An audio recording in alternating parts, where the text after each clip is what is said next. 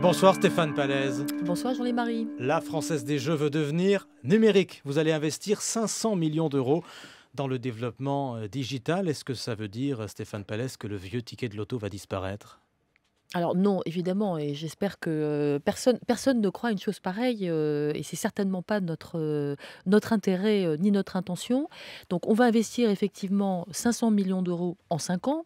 Je le précise, non pas pour changer ce qui marche bien, c'est-à-dire nos jeux de tirage, le loto, l'euro-million, nos jeux de tirage, nos jeux de grattage qui sont également très populaires, et puis les paris sportifs, mais pour utiliser le numérique pour rajouter des nouveaux jeux et des nouveaux services, parce que notre vocation, c'est d'être une entreprise grand public, avec un bassin de joueurs très large. On en a 27 millions aujourd'hui, on pense qu'on pourra en avoir même un peu plus.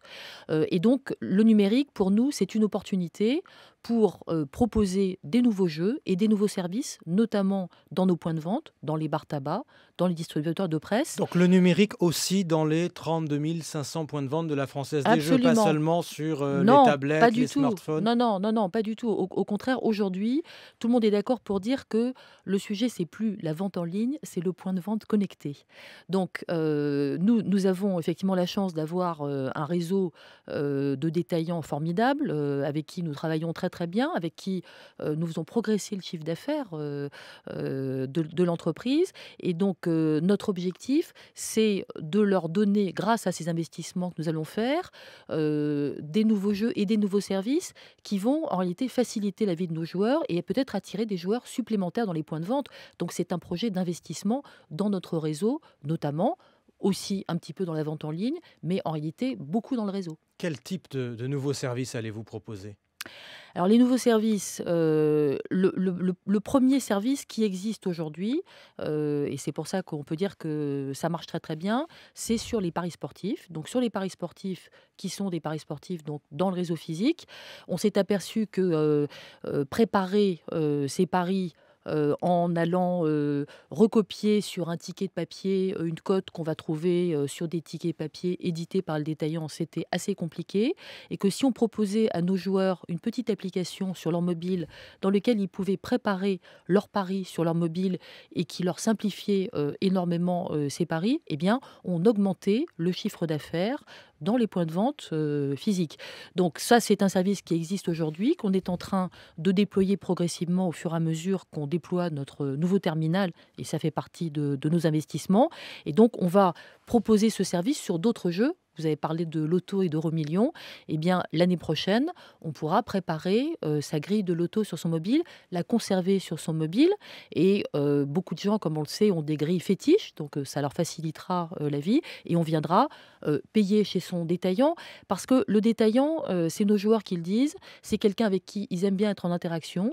Ils aiment bien être dans les points de vente. Ils aiment bien être ensemble. Ils aiment bien être avec leurs amis. Et donc, on n'a pas du tout envie de se priver de ça.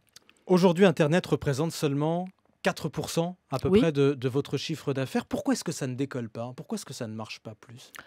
Alors, la vérité, c'est que si ça ne représente que 4%, c'est parce que notre chiffre d'affaires en physique a continué de croître de manière extrêmement dynamique. Et c'est peut-être là-dessus qu'on s'était trompé il y a quelques années, puisque nous sommes une entreprise qui a fait 5% de croissance de ses ventes l'année dernière, et donc principalement dans le réseau physique.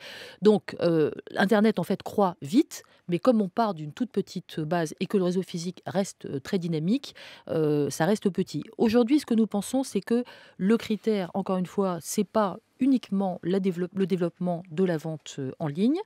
L'objectif, c'est d'offrir des services numérisés. Et donc, ce qu'on va mesurer, et l'objectif qu'on s'est mis, c'est d'augmenter le niveau des ventes numérisées qui peuvent être en ligne, en physique ou mixte, comme on le voit d'ailleurs dans beaucoup de commerces aujourd'hui. Le contexte, Stéphane Palaise, c'est aussi qu'en 5 ans, vous avez perdu 1 million de joueurs. Pourquoi sont-ils partis ?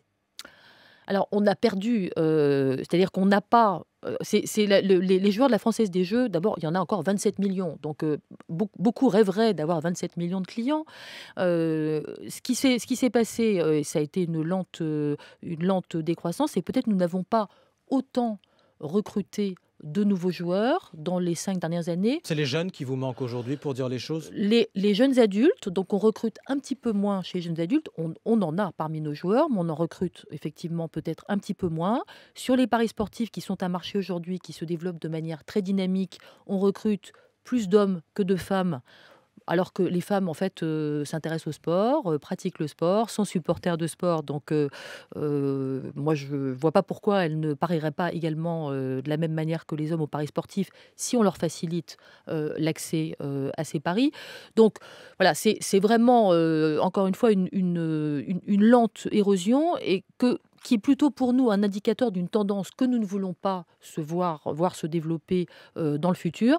Et c'est pour ça qu'effectivement, dans nos nouveaux jeux, on va ajouter des jeux qui, à notre sens, vont parler plus à ces catégories-là, pas seulement aux jeunes adultes, mais notamment aux jeunes adultes qui jouent aux casual games sur leur mobile. Donc on va leur proposer des jeux qui leur donnent... Casual games, ça c'est quoi? C'est Candy Crush, c'est ce genre de jeu que beaucoup de gens connaissent. Voilà. Votre chiffre d'affaires à la Française des Jeux, Stéphane Pallez, a doublé en 20 ans, grosso modo. Hein. Oui, j'étais pas là. Mais non, oui. vous n'étiez pas là. Quand je dis le vôtre, Française des Jeux. Hein. Oui, 13 milliards d'euros donc à peu près aujourd'hui, la croissance qui continue. Et finalement, si on regarde la France depuis 20 ans, on voit la France qui s'enfonce dans la crise et la Française des Jeux qui est en pleine forme. Quel rapport ? Alors, d'abord, je pense que dire que la France s'enfonce dans la crise, on pourrait discuter de ce point. Oui, il y a eu des hauts et des bas, mais enfin, on va peut-être pas rentrer dans ce débat, mais je ne suis pas tout à fait d'accord. La France n'est pas en pleine forme sur le plan économique et la Française des Jeux va très bien. D'accord, moi je ne suis pas une décliniste, donc moi je pense qu'il faut évidemment traiter les problèmes français, mais moi je pense que la France est un pays qui a énormément de potentiel et de potentiel de croissance. Enfin, ça va pas très très bien en ce moment. Hein. Ensuite, ce qu'il faut avoir en tête, c'est que le jeu n'est pas lié à la conjoncture. On a fait beaucoup d'études sur ce sujet. Donc, les gens ne jouent pas plus quand ça va mal et pas plus quand ça va mieux. Ils jouent essentiellement en fonction du réseau, c'est-à-dire parce que le jeu correspond à une habitude qui est je viens prendre mon café, je suis avec mes collègues et je joue. Et il correspond tout simplement donc à une envie parce qu'on propose des jeux qui sont divertissants, amusants. Et donc, si la Française des Jeux a cru comme elle a cru ces dernières années, c'est parce que la Française des Jeux a su constamment renouveler son offre, innover, lancer des nouvelles formules, notamment des jeux de grattage. Et finalement, ce que nous faisons aujourd'hui, c'est la prolongation de ça, mais en utilisant le numérique, qui était peut-être la partie qu'on n'avait peut-être pas assez utilisée aujourd'hui. Donc ça consiste à rajouter une couche d'innovation sur une entreprise qui a globalement énormément innové, et c'est ça le secret de la croissance. La Française des Jeux reste un groupe public à 72%. La privatisation ? Pas d'actualité. Stéphane Pallez, la présidente de la Française des Jeux, la PDG de la Française des Jeux, invitée de l'Interview Éco. Merci. Merci.